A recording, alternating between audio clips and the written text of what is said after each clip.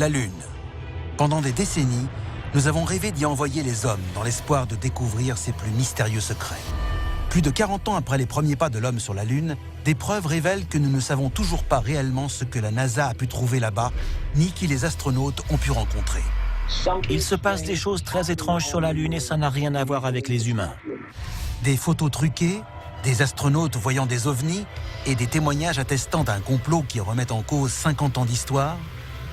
Qu'ont vraiment découvert les astronautes sur la Lune? Et qu'ont-ils ramené avec eux?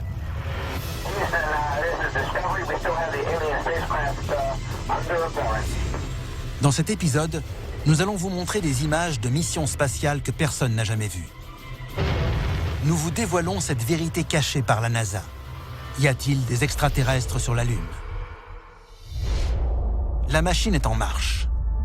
Des dossiers restés confidentiels pendant des décennies et décrivant des manifestations extraterrestres ont été rendus publics.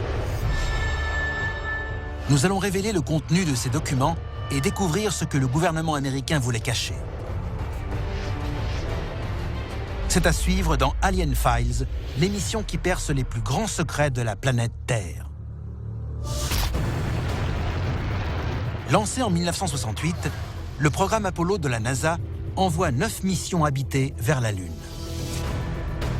Les astronautes à bord sont les seuls humains à avoir mis les pieds sur un sol extraterrestre. Aujourd'hui, je vois la Lune de deux façons différentes. Je peux regarder celle perchée dans le ciel, comme n'importe qui n'ayant jamais posé le pied dessus. Mais il m'arrive de penser à cette autre Lune, faite de mes souvenirs quand j'étais là-haut. Les théoriciens de la vie extraterrestre croient depuis longtemps que la NASA connaît l'existence des ovnis et même qu'elle serait entrée en contact avec eux. Mais l'histoire de la conquête de l'espace ne commence pas par un décollage, mais par un crash. 8 juillet 1947, Roswell, Nouveau-Mexique. Des témoignages attestant d'un accident de soucoupe volante sèment le trouble aux États-Unis. L'US Air Force réagit immédiatement et ce qu'elle va découvrir va changer la face du monde. Un ovni s'est écrasé à Roswell en 1947. On a trouvé sur le site des appareils technologiques, des cadavres d'extraterrestres et même une entité extraterrestre vivante. Que va-t-on faire de tout ça? Durant la guerre froide, l'URSS et les États-Unis s'affrontaient sur plusieurs terrains.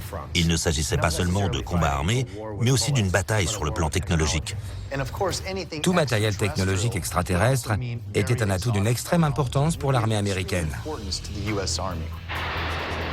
Les 10 années suivantes, la recherche fait un pas de géant et on voit apparaître la bombe à hydrogène, l'énergie solaire, les puces électroniques, le laser et le plus grand triomphe des États-Unis, un module de propulsion spatiale. Now it is time to take longer strides. I believe that this nation should commit itself to achieving the goal before this decade is out of landing a man on the moon and returning him safely to the Earth. Quand Kennedy a annoncé que les États-Unis avaient pour but d'envoyer un homme sur la Lune, tout le monde a pensé que c'était pour battre les Russes. Mais les enjeux étaient bien plus grands que ça. Les découvertes scientifiques qui pouvaient découler de ce voyage sur la Lune dépassaient de loin tous les enjeux politiques. En 1964, le Ranger 7 est la première sonde spatiale à être envoyée par la NASA et à avoir rapporté des images de la surface de la Lune. Ranger 7 envoie 4308 photos d'un monde extraterrestre que nous n'avions jamais vu de si près, la Lune. Ce que l'on sait moins, c'est que certaines de ces photographies n'ont pas été rendues publiques. La sonde a réussi à transmettre des images et plusieurs d'entre elles montraient des structures artificielles. Les Américains savaient donc que des bases extraterrestres étaient installées sur la Lune. Tandis que les humains sont sur le point de poser un pied sur la Lune, des événements étranges et inhabituels se produisent. Juin 1965. Des conversations entre la NASA et l'astronaute James McDivitt, alors à bord du programme Gemini, font état de la présence d'un ovni dans l'espace. Si on en croit la retranscription, l'astronaute McDivitt dit « J'ai vu autre chose là-haut. Mais alors que j'essayais de m'en approcher pour le prendre en photo, J'ai été ébloui par le soleil et je l'ai perdu de vue. On aurait dit qu'il avait de grands bras, mais je ne l'ai pas vu longtemps.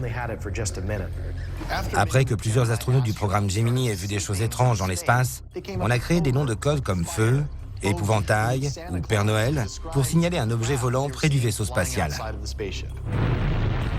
Le 24 décembre 1968, la navette Apollo 8 entre en orbite pour la première fois autour de la Lune.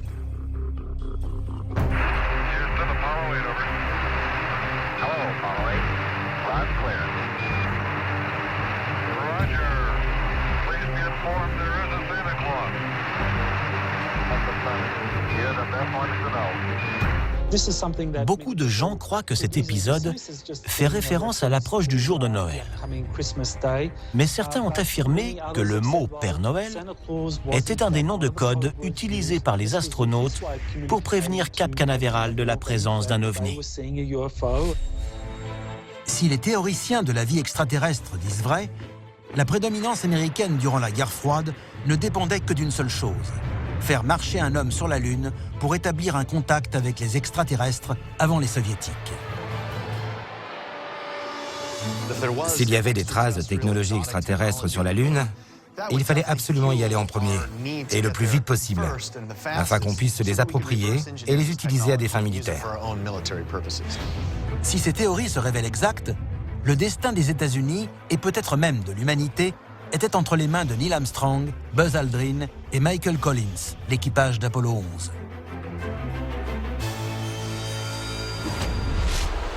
Dossier déclassifié, l'atterrissage sur la face cachée de la Lune. Le 16 juillet 1969, la mission Apollo 11 est lancée. Le monde entier en est témoin. Son objectif, faire atterrir les premiers hommes sur la Lune et, si on en croit les experts, établir un contact avec une forme de vie extraterrestre, une perspective terrifiante. La surface lunaire est hostile et assez menaçante. C'est un endroit angoissant et effrayant. Que se cache-t-il dans les conversations entre les astronautes d'Apollo 11 et le Capcom, le centre de contrôle des missions basé à Houston, dans le Texas? Tranquility Base here. The Eagle has landed. Roger, Tranquility, we copy on the ground. Selon les experts de la théorie extraterrestre, tout se joue lors d'une interruption de transmission de 2 minutes avec Buzz Aldrin et Neil Armstrong. Il manquerait une partie de la transmission. Que peuvent renfermer ces 2 minutes? Il y a eu des communications radio officieuses qui ont circulé, disant que Armstrong et Buzz Aldrin ont vu des ovnis sur la Lune.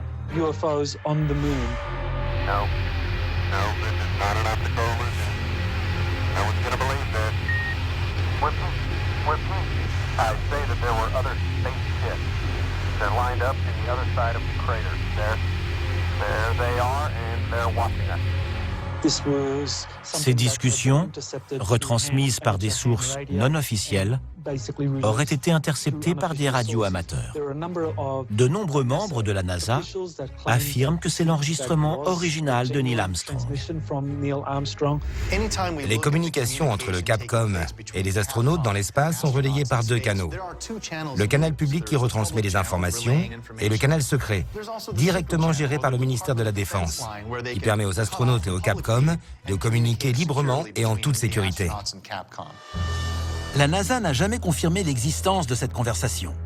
Par contre, Buzz Aldrin lui-même a admis qu'un objet non identifié a été aperçu près d'Apollo 11. Neil Armstrong et Buzz Aldrin sont-ils les premiers ambassadeurs humains de l'espace? Ont-ils rencontré des extraterrestres sur la Lune? Il est tout à fait possible que, dès le début du projet, la NASA ait prévu d'entrer en contact avec de nouveaux êtres vivants. Quand Buzz Aldrin et Neil Armstrong font leur premier pas sur la Lune, ils plantent un drapeau américain et déposent une plaque commémorant leur mission. Mais selon certaines sources, ils laissent également derrière eux 2 autres objets. Le premier est un rameau d'olivier en or, symbole de paix. Le second, un disque de silicone sur lequel on trouve des messages d'amitié enregistrés par 73 chefs d'État, ainsi que les noms des membres importants du Congrès américain et de la NASA. Mais si la NASA n'a jamais prévu d'entrer en contact avec les extraterrestres, pourquoi a-t-elle préparé ses messages de paix avant d'envoyer ses hommes sur la Lune? Pour la majorité de la population, cela veut dire deux choses. Nous sommes au courant d'une présence extraterrestre et nous offrons des cadeaux en gage de paix. Cela a-t-il permis à Apollo 11 d'entamer une relation qui serait toujours d'actualité avec des extraterrestres? Que s'est-il passé sur la Lune pour que l'homme ne cherche pas à y retourner? À mon avis, il y a des bases extraterrestres sur la Lune. Et leurs occupants ont compris que les enjeux politiques du programme Apollo étaient énormes. Mais certaines personnes de la NASA ont dit que les extraterrestres avaient interdit aux humains de revenir sur la Lune parce que cette terre leur appartenait déjà. La NASA a fait atterrir un homme sur la Lune en 1969. Cet événement marque peut-être le premier contact avec une vie extraterrestre. Mais des preuves de ce que la NASA aurait trouvé sur la Lune se cacheraient-elles derrière la plus grosse dissimulation de l'histoire de l'exploration spatiale? Dossier déclassifié, le secret de la NASA. Mission spatiale STS-73, 21 octobre 1995. L'astronaute Kathryn G. Coleman travaille dans le laboratoire à microgravité modulaire de la NASA quand elle fait une étrange déclaration au Capcom. Il est très étonnant que Kathryn Coleman n'ait pas paniqué à ce moment-là. Comment cela se fait-il? La réponse est simple. Nous réussissons à aller dans l'espace, les navettes spatiales font partie du décor, et l'apparition de vaisseaux extraterrestres ne nous étonne même plus. Lorsqu'un membre du Congrès américain s'intéresse à cet enregistrement, la NASA lui répond que ce commentaire n'était qu'une remarque anodine. D'autre part, une vue de l'extérieur est impossible depuis ce laboratoire puisqu'il ne possède pas de fenêtre. Mais ce schéma obtenu sur le site de la NASA nous fait découvrir autre chose. Kathryn Coleman dit depuis le STS-73, « Nous avons un ovni. Si vous cherchez une preuve, la voilà. » Les dernières décennies nous ont prouvé que la NASA nous cache bien quelque chose concernant nos relations entre ovnis et humains. Mais la question est de savoir quoi. Cette image semble être une simple photo du cratère Tycho, prise le 10 juin 2011. Mais regardez-la de plus près. En corrigeant l'exposition des clichés de la NASA, un camouflage grossier saute aux yeux. Ce qui est très intéressant avec cette photo, c'est que tout semble normal, jusqu'à ce qu'on remarque un détail qui est sans aucun doute la preuve que le cliché original a été retouché. Ils ont effacé quelque chose qu'ils ne voulaient pas qu'on voie. Derrière cette photo se cache peut-être ce que les théoriciens de la vie extraterrestre attendent depuis toujours. La preuve d'une présence extraterrestre sur la Lune. L'objet qui a été effacé sur le cliché du cratère Tycho fait la taille d'un terrain de football. Cela peut être n'importe quoi. Une base qui serait occupée par les extraterrestres ou une entité que la NASA ne veut pas révéler au public. Si l'on étudie les rapports de ceux qui ont posé le pied sur la Lune, on peut lire que les astronautes y ont vu des bases extraterrestres. Il est possible que certaines photos prises sur la Lune n'aient pas été montrées au grand public. Apollo 16, 21 avril 1972. Cette image montre l'astronaute John Young saluant le drapeau américain à côté du véhicule d'exploration lunaire. Mais lorsqu'on corrige l'exposition de la photo, on découvre quelque chose d'étrange. Il existe une photo célèbre de l'astronaute John Young où on le voit saluer le drapeau. Au-dessus de son épaule, on voit au loin une lumière. Est-ce un ovni? Un orbe? Ou la preuve d'une vie extraterrestre? À la droite de John Young, sur la photo, on voit des marques de lames de rasoir. Ces marques sont la preuve que quelqu'un a essayé d'effacer quelque chose sur ce cliché. Et dans ce cas précis, c'est forcément un membre de la NASA qui a essayé de falsifier la photo avec une lame de rasoir. afin d'effacer toute preuve de présence extraterrestre sur la Lune. Le docteur Farouk Elbaz était chargé du programme d'entraînement des astronautes pour la mission Apollo pendant 6 ans. Il a été témoin de ces visions étranges. Ce qui m'a le plus troublé, et personne n'a jamais découvert le fin mot de l'histoire, c'était la présence de flashs à la surface de la Lune, décrit par Ken Mattingly au cours de la mission Apollo 16. Un des objectifs de cette mission était de prendre le maximum de photos de la face cachée de la Lune. Quand Ken Mattingly a commencé son travail, il nous a dit avoir vu un flash. Si Elbaz veut dire que les astronautes d'Apollo ont vu davantage que ce que nous croyons, qu'ils ont vu des ovnis et des flashs de lumière, nous devons le croire, parce qu'il n'y a pas mieux placé que lui pour en parler. Mais les secrets les mieux gardés quant à l'existence d'une vie extraterrestre ne sont peut-être pas détenus par la NASA.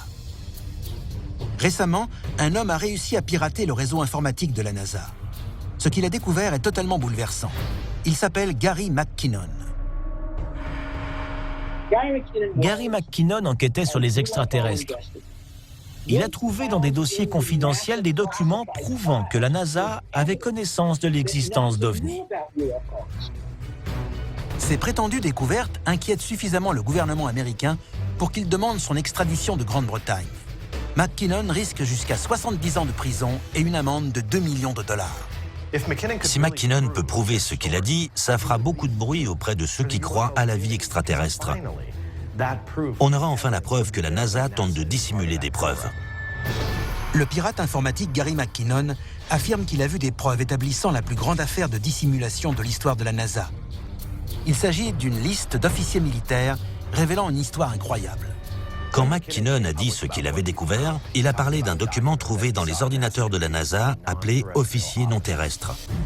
Si c'était vrai, ce document attesterait non seulement d'une vie extraterrestre sur la Lune, mais aussi de l'existence d'une collaboration entre extraterrestres et humains au sein même de la NASA. Non seulement la NASA a connaissance de la présence d'extraterrestres, mais elle travaille avec eux de manière régulière.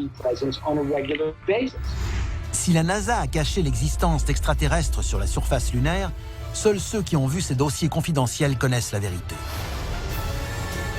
Mais la prochaine fois que vous regarderez la Lune, demandez-vous si quelqu'un ou quelque chose pourrait vous observer de là-haut.